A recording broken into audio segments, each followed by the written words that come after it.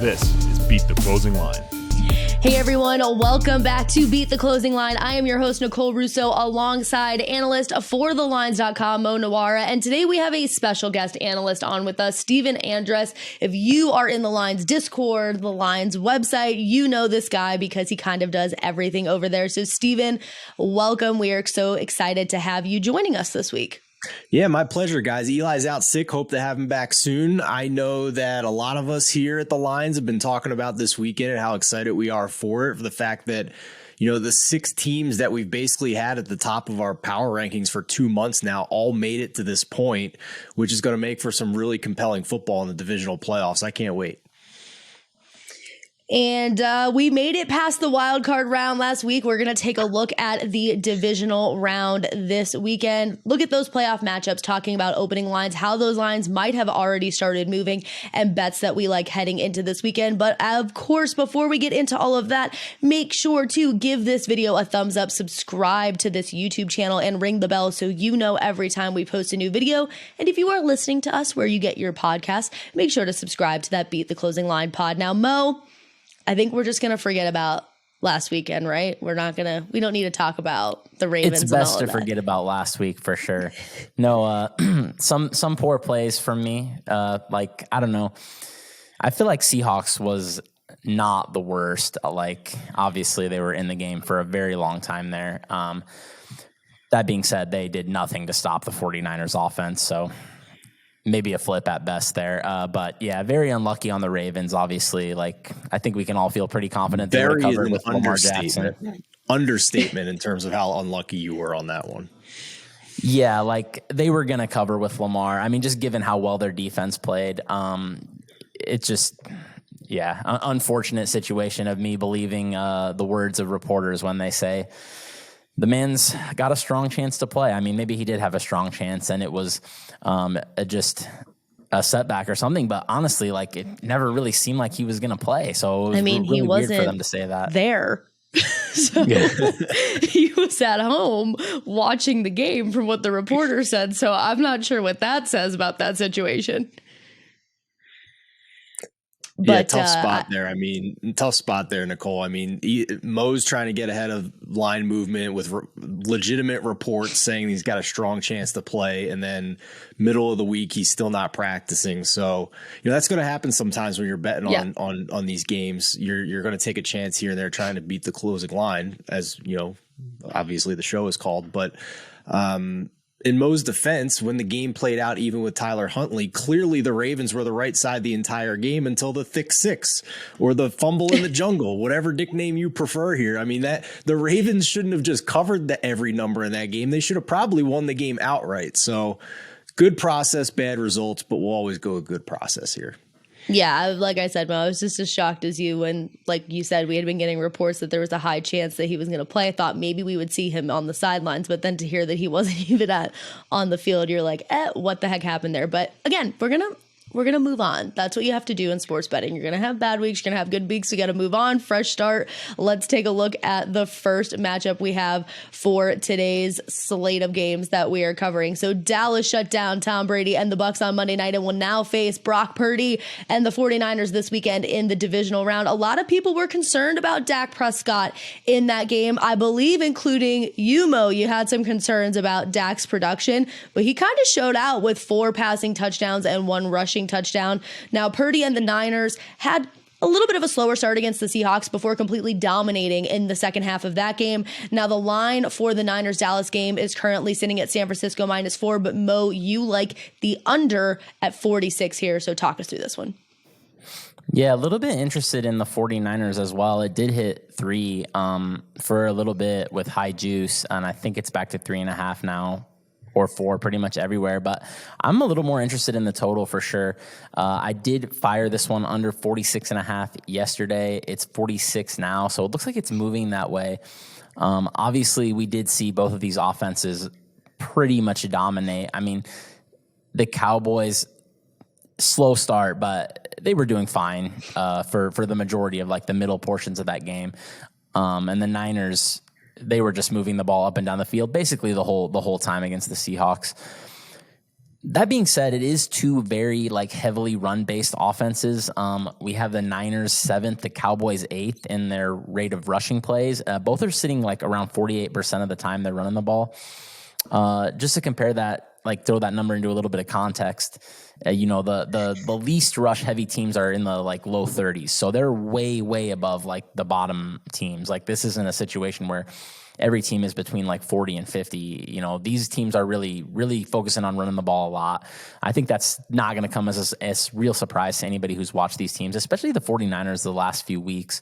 Their offensive line really seems to be just moving mountains lately. And I think we're going to see the clock moving pretty consistently, kind of polar opposite of that Tampa Bay Bucks game where just incomplete pass. You had like 4 drives and like 4 minutes came off the clock. And I think this is going to be the opposite of that. And both teams are strong stopping the run, statistically speaking. I don't know if I'm like as much of a believer in Dallas's run D, but they're both top 5 in rush defense DVOA and rush EPA per play allowed. So I think both teams are not going to be moving the ball that efficiently. And I think it's a spot where honestly the market and every bettor is just like pretty excited about these offenses after the Niners scored 40, Dallas scored 30, and then basically stopped having to try on offense because they were up huge. And yeah, Dak played very well. He definitely did. I'm not going to, dump on his performance whatsoever for sure. But that being said, I was shocked at how well the offensive line performed against Tampa Bay's pass rush.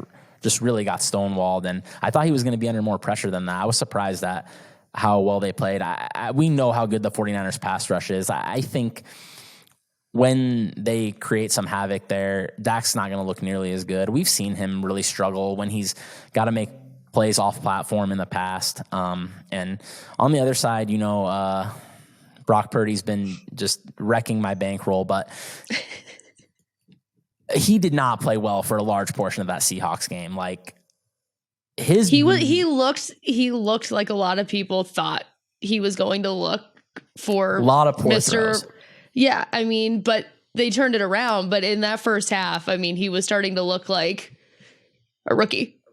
Yeah, the biggest thing that he is really consistently doing is just evading pass rushers, though. Even his poor throws, at times, like when that's happening, he's still doing amazing work in the pocket. And I don't know, man. It's a little tougher to get away from Micah Parsons. I remember last year when the Chiefs played Dallas, even Mahomes got like hawked down by him, like Mahomes who never gets caught by anybody. So I think he could be in for a little tougher time there. So I think both of these offenses are not going to do as well as people think. And I'm liking under 46. Steven, what's your take on this game? Are you with Mo or do you have another bet that you like?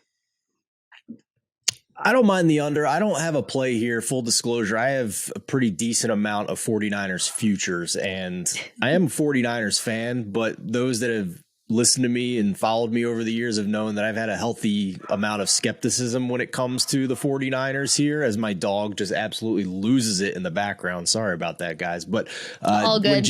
Mose was very talkative. Mo's dog did not like his bets last week, so we're very used to it on this show. When we're actually talking about underdogs, whereas mine's just being a little pain in the butt here while we're trying to do a podcast. Pitfalls of the remote world. But the point I'm trying to make is that Jimmy Garoppolo, when he was the quarterback, I had a ton of skepticism about him and running this offense because it seemed like everything was short to middle. Nothing was opened up deep. And Brock Purdy has somehow opened that up in just the small sample of half a season we basically have with him. He's had, I think, 6 to 8 touchdowns of 20 plus yards down the field, where Jimmy Garoppolo in a year and a half had 1. And I agree with you. He looked shaky early against the Seahawks, rookie nerves, first playoff game perhaps. But to finish the game with 11 yards per attempt, 3 touchdowns, no picks. I mean, he looked like mini Mahomes out there evading pressure and throwing a really impressive touchdown pass to me near the sideline and taking a hit. So that's something you never saw with Jimmy Garoppolo. He was a statue back there for the last amount of time. So the other thing I'll just mention too, in terms of Mo's under here, is that, Ben Baldwin on Twitter does a really good job of infographics and showing you where these teams are. And he put one out there this week that was really cool. It took all the Super Bowl teams from this century on a graph and put in the current divisional teams in the playoffs on the graph as well. And the 49ers defense is really damn good. I think we all know that already, but for the most part, over the course of the entire season, we're talking like Carolina Panthers 2015 defense. We're talking not too far away from the 2019 49ers defense. And if you look at only the sample of the games where Brock Purdy has played, which I do think there's some correlation there, even though it's offense versus defense, because the offense has been better. They've been keeping the Niners defense off the field. They've been fresher. So the defense in games Brock Purdy has played is now getting up into like Legion of Boom Seattle Seahawks Super Bowl team territory here. So I was bullish on the Cowboys going into Wild Card Weekend. I was the opposite of Mo on that because I thought too much was made of the last 2 weeks of the season. But I still have the 49ers clearly ahead of them in my ratings here. So just because Dak looked good against Tampa Bay and a mediocre team, in my opinion, does not mean that they're going to look as good to me against the best defense in the NFL this week. Hey, Jimmy G might have been a statue back there, but he was a darn good looking statue back there. So I wasn't hating on him. He was a good athlete too before. Like people forget he was actually a pretty good athlete. Ever since he ripped up his knee, he can't move anymore. Yeah, for sure. At least he didn't rip up his face, right, Nicole? That's the moneymaker right there, let's be honest. All right, second game on today's slate. Steven is coming into this podcast and already mixing things up by throwing a teaser into the mix. So, Steven, you are taking the Chiefs and the Eagles in a 6-point teaser. Now, just for reference, the current spread on these games is Chiefs minus 8.5 and Eagles minus 7.5. So kind of walk us through your teaser. We haven't done one actually on this show, I don't believe. So kind of walk us through this one. Yeah, Eli hates teasers. Just refuses to bet the teasers. He loves throwing the a wrench into the process. I know. What are you doing in the playoff in the divisional round? Hey, rarely do you get, in my opinion, an opportunity for a teaser that looks as good as this one, to be honest with you. Both of the Saturday day games set up well for the traditional Wong teaser. The Chiefs down to minus 2.5, the Eagles down to minus 1.5. If you're listening to this later, anything 2.5 or better on the Eagles is fine. I don't know, Mo. I'm skeptical here that we're not going to get more line movement towards the favorites in this one. If you look at the first two meetings between these two teams, the Chiefs were 9.5-point favorites.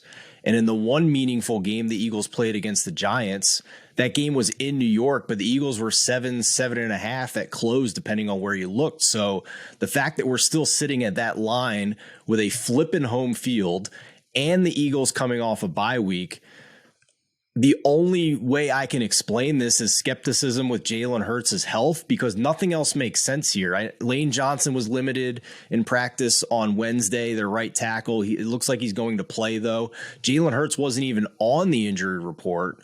So to me, I'm not sure this teaser opportunity is going to be available anymore come kickoff, and that's why I locked it in early in the middle of the week here. But, Mo, I know you and I have talked about this a lot. Like, These lines seem a little light on the favorites and the one seeds this week to me. Yeah, this is something I've noticed in the past, just from many, many years of paying attention to the lines of these second round playoff games. And it used to be for 1 and 2 seeds. Now it's obviously just 1 seeds, but just like always thinking back, I would always notice how good these underdogs looked. Oh, plus 7.5 on the Colts, the Ravens against the Patriots. For years, I would fire these every time. They would get pasted by 20. And I just was like, well, what am I missing here? I think a couple things happen with these games. I think people get caught up in watching these hot wildcard teams win an exciting game, and these favorites are off their radar, sitting at home, getting a bye. So it's like a double whammy here where it's like just double recency bias. We didn't watch this favored team. We did watch this team, particularly a team like the Giants that comes out, pulls an upset. Everyone was on the Giants anyway. Giants made everyone, 1.5 units at least if they fired Moneyline, since everyone was on Giants Moneyline. Yeah, I think this bet is fine. I'm going to talk more about the Eagles later, but I'll dive into the Chiefs a little bit right now. I think they shouldn't be too far from -10, to be honest. I think this is a decent way to play them. Some little bit unfortunate injury news. It does look like McCole Hardman isn't going to play. I was hoping he'd be back. I've been miserable watching this Chiefs receiving core all year. It's not fun. They stink. They drop the ball. I shouldn't say they run poor route. MVS runs atrocious routes. But I was hoping McCole would be back. I don't think they need him for this game, but just something to keep in mind there. I just think it's a good matchup for the Chiefs. The Jags just don't match up all that well. Their secondary is their weak point on defense. They were 30th in defense DVOA against the pass, 17th in EPA per play allowed. So maybe not as bad as DVOA thinks, but they look below average. They look below average to the eye test. The Chargers were carving them up for a half, with one good receiver on the field. They are very good against the run, but it's like, how much is that going to help you against the Chiefs? The Chiefs never run the ball. Andy Reid doesn't really care about running the ball. And particularly tight ends seem to be doing very well against them. DVOA has them dead last in the NFL against tight ends. They're allowing 6 for 62 on average. Obviously, that's a problem when you're facing the Chiefs. And yeah, just to go back to that first matchup, I went to the game. So maybe I didn't have the same view as most people watching it on TV, but it definitely did seem like the Chiefs dominated that game. I had the Jags in that game, and, they got an onside. I think they onsided on the opening kickoff, if I'm remembering right. They got an onside kick and went +3 in turnovers. Chiefs fumbled on their own 10. And Chiefs still won by 10. It wasn't a very competitive game. So I think the Jags people are probably a little overexcited. They didn't really still play that good of a game. Lawrence struggled a lot more than I thought he was going to. And playing on the road against, the Chiefs are not a great defense, but they do have a pass rush. So, I think this is probably a Chiefs roll. But if you want to be a little safer and the numbers make sense, you can fire the teaser. All right, Steven, we're going to take it back to you for this next one. More traditional bet, not another teaser, but Josh Allen and the Buffalo Bills are going to host Joe Burrow and the Cincinnati Bengals this weekend. Now, both teams have been on huge winning streaks. Obviously, one of those is going to get snapped this weekend, but there's also going to be a ton of emotion that is going to factor into this game. Now, the last 2 times this team met, we will never forget, was that canceled game where Damar Hamlin got injured on the field. Now, this line has been on the move. Steven, you actually bet the Bengals +4.5, but it's now up to Bengals +5.5 in some spots. So go ahead and give us some more detail on this one. Yeah, I definitely did not beat the closing line on this one. That's for sure. But, we're also talking about numbers here at 5.5. That are dead numbers. To me, if I'm thinking about betting on a team at +4.5, I don't care if it gets to 5 or 5.5, because very rarely does a game end on that. I care more about possibly losing the 4.5 and it going back to 4. But, first question before I explain this and why I bet it, is for you, Mo. Is this really going to hit 6? It's been bouncing around a little bit all the way up to 5.5. It hasn't touched 6 anywhere yet, but do you think we're going to see a Bills -6 here by kickoff?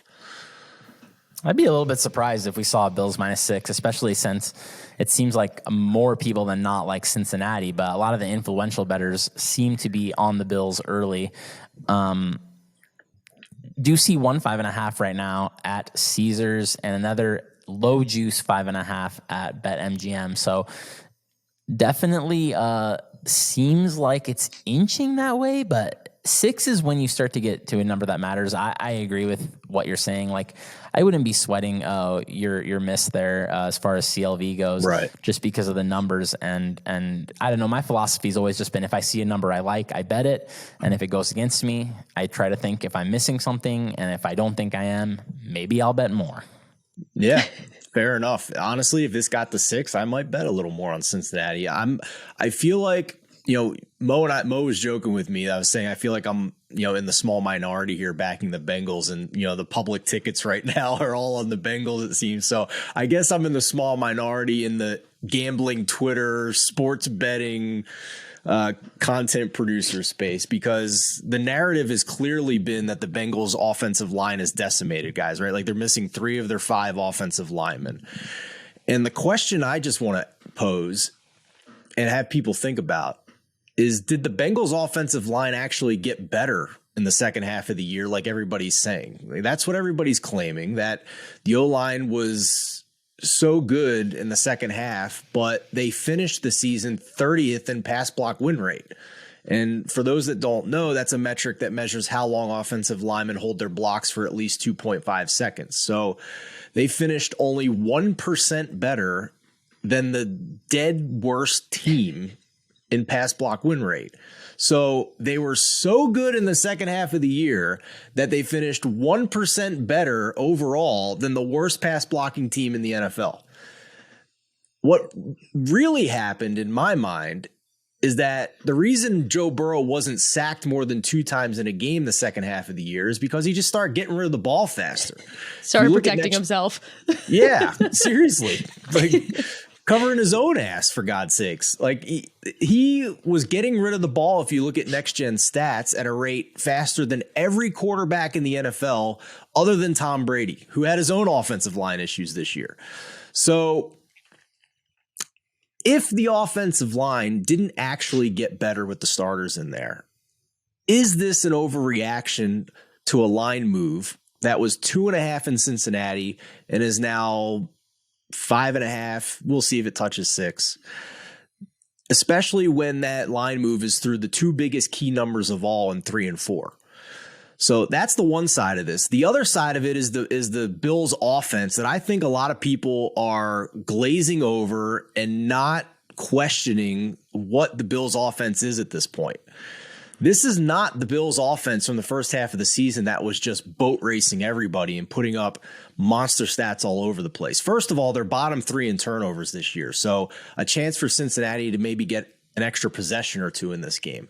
And the last 6 weeks of the regular season, plus the wild card round, they're down to 9th in EPA, right next to Cincinnati's offense, 11th in success rate. Cincinnati's offense is 5th. They are close to identical, the Bills and the Bengals, in terms of drop back EPA. And Buffalo is 11th in drop back EPA, drop back success rate. Cincinnati is 5th. So Josh Allen has had to overcome an offense that has made him have to go take a lot of chances. And if you look at it, if you look at expected completion percentage, which is about the scheme and game planning receivers open, and those receivers actually creating separation. Over the last 6 weeks in the wild card round, Josh Allen is dead last in expected completion percentage among quarterbacks with at least 100 plays. The scheme and the receivers are not helping him. Joe Burrow is 7 percentage points higher in expected completion percentage, and he's also had a better completion percentage over expected. So a lot is being asked of Josh Allen right now with a situation that is not nearly as good as it was last year when Brian Daboll was the offensive coordinator. And it makes me question whether or not this team is in position to boat race anybody right now and win by one of these other quality teams by a touchdown. So I have questions on both sides here in terms of the narratives that are being painted. So yeah, Cincinnati plus 4.5 or better for me. Yeah, something just kind of seems off with the Bills, right? You have the game last weekend against a 3rd-string quarterback in Miami that was way closer than anyone I think expected on that one. And obviously the turnovers are concerning. If you're turning over the ball 3 times in a game and you're consistently doing that, it's going to be hard to continue to overcome that, especially as you continue to play these higher and higher caliber teams as we inch closer toward the Super Bowl. Now, on the flip side, the Bengals have only had 14 giveaways since the week 1 debacle that we saw against my Steelers. So, like you said, Burrow's getting the ball out a lot quicker to protect himself, but he's also not being stupid with the ball, and they're being pretty conservative with it. So I agree with you. I think Cincy can keep this one close, Mo, what do you think about this one?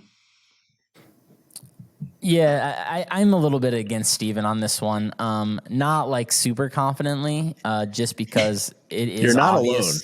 Everybody's against me, it seems, this week on It this is, one. yeah, right. It is obvious that the Bills are struggling a little bit. That being said, most of their struggles are due to turnovers, and those can be a little bit fluky, although Josh Allen has created some of them for himself, for sure. But we just watched both of these teams play, I think, kind of polar opposite games. Like, really, yeah, they were both close games against what should have been inferior teams, but the Ravens were outgaining Cincinnati, like Steven already pointed out, arguably outplayed them in that game.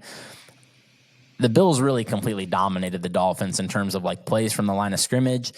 It was just a lot of fluky stuff, fumble for 6, turnovers. I think they muffed a punt as well, if I'm remembering right. Just a lot of stuff that you really can't count on going forward. I know that it has been kind of consistently an issue for the Bills for some time now, but this has been one of the best offenses in the NFL for 3 years now. So I can only assume they're going to clean it up. And yeah, it's interesting what Steven is talking about with the Bengals offensive line, because my eye test tells me that they were playing better. I'm a little bit skeptical of, I guess, how much stock to put into the ESPN win rates. I have some issues with them just because they're like so, I don't know how to put it, but like it's so like pass fail, I guess. There's no slider. Like, you don't get extra credit for holding your block for 3.5 seconds or beating the block in a half second. None of it's treated the same as like, winning in 2.4 seconds or whatever. So, but that being said, I tried to check the PFF grades to see if those matched up, and they agree with Steven, 31st in pass blocking. So I think maybe they were worse than I thought. But that being said, man, these backup tackles, I think you're not giving enough like weight to how bad these backup tackles are. We saw something Adeniji last year in the Super Bowl, and maybe I think before that, I can't remember how many games he played, but definitely in the Super Bowl, I have just a strong memory of him being an absolute turnstile against the Rams, just being beaten every other play. Something Jackson Carman, this guy is a backup guard, and he's playing tackle right now. Like, let's think about what that means. That is, dude, he had a pass block set last week. Oh my God, where he looked like a guard. I mean, he just rooted to the spot. A dude just ran right around him. It was just like, man, you can't do that, okay? Like, he's not even making contact with that pass rusher. I mean, and then that doesn't even count in Alex Kappa's injury, another solid performer that they added this year to shore up this O-line. I don't know, man. Last time we saw cascading injuries to a offensive line like this, high volume passing offense, was probably the Chiefs in the Super Bowl against Tampa Bay. And, the Chiefs lost by 30 against a team they pretty much dominated in the regular season. So I think the cascading injuries are just like a really, really big factor here. And then also just the cornerbacks. It's a tough matchup for these cornerbacks. Cam Taylor-Britt, bless his Husker heart, and Eli Apple. They're terrible. Cam Taylor-Britt, I'll say, I've been impressed with his tackling. His run support has been pretty good, but man, they are not good in coverage. Eli Apple got obviously absolutely torched last week for a long touchdown by Demarcus Robinson, who pretty much belongs on a practice squad. Okay, Stephon Diggs, Gabe Davis, whatever else the Bills are getting out there. Isaiah McKenzie, if he's healthy, it looks like he's going to play. Yeah, I like Bill's alternate just in case this turns into a rout like that. I was going to Chiefs ask game. you that. I was going to ask if you're going to take plus money on an alt line here. Yeah, I mean, I don't want to take this ugly number. This is just an ugly number to lay. Laying juice on -5, I don't know. Not a number I want to take. I'd rather just sell it out, at least take -7, I think is good here. And I think I'm going to go like -9.5. I'm seeing some plus 165s, numbers like that, around plus 9.5. I think we could see a Bills route here. Nicole, last thing to Mo's point about Adeniji, he was so bad in the playoffs last year that they were platooning him during the game. Like I've never seen in a regular season game, let alone a playoff game, a player on the offensive line being subbed in and out like it's hockey line changes. That's how bad you have to be on the offensive line for that to happen. All right, well, we're going to see, since we're on opposite sides. Last but not least, we've got the Eagles hosting the Giants for the second time in 3 weeks at Lincoln Financial. The Eagles are trying to win their first playoff game in 4 years, currently sitting at -7.5. And Mo, you like them in this spot. Yeah, not a guy who often lays big numbers here, but I actually did the last time when the Eagles played the Giants, like Steven said, the last serious game they played when starters were in there for both sides. I think I got in there at like -6 or -6.5, week 14. I had them above a touchdown on the road there. So they did win that game by 26. And then this last game, even like against the Giants backups, I know that it ended up being like a close game, kind of 22-16, I believe was the final. But like that game, they were up double digits in the fourth. I mean, Hurts was knocking off a lot of rust in that game. He didn't look particularly good. I'm hoping he plays better in this one. I got this at -7, so this is kind of a weird one. I'm still thinking -7.5 is playable for a smaller play, but if you want to fire it in a teaser, like Steven said, I think that's fine. This is just not even like that much matchup based for me here. I just think the Eagles are a way better team than the Giants. I know that the Giants, people are mad out there driving in the snow. I know that the Giants are passing a great Giants story. fan coming by your house there, Mo. Omaha, Nebraska. We don't know what snow bad is. Weather for driving right now, so I can understand people might be mad out there.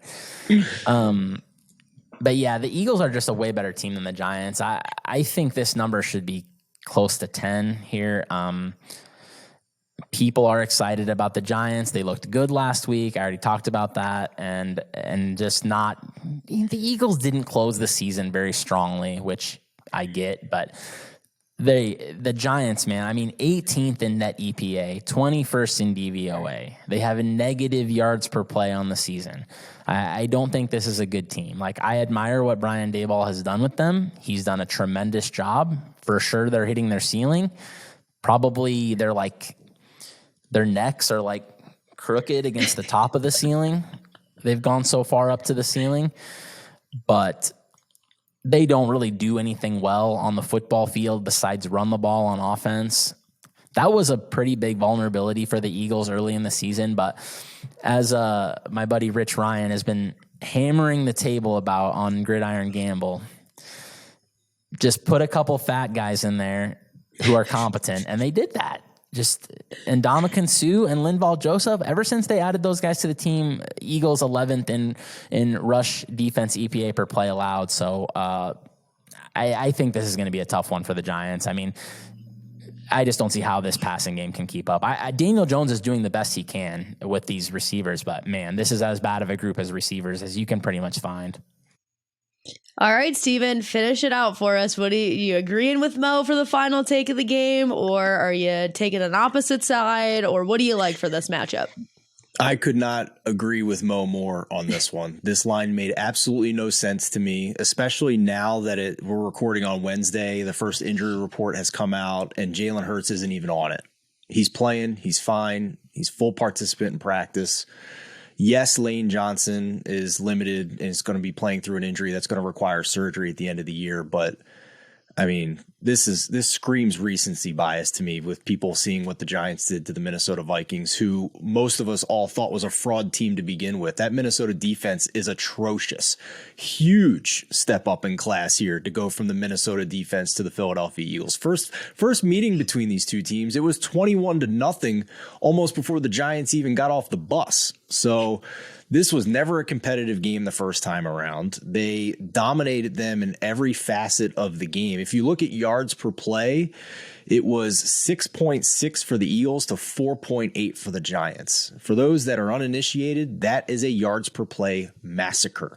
Eagles had 253 rushing yards in this game against the Giants. So great story. Brian Dable is a wizard. Wouldn't be surprised if, knowing he's playing with house money at this point, that he tries to pull out every bag of tricks he possibly can to try and keep this close.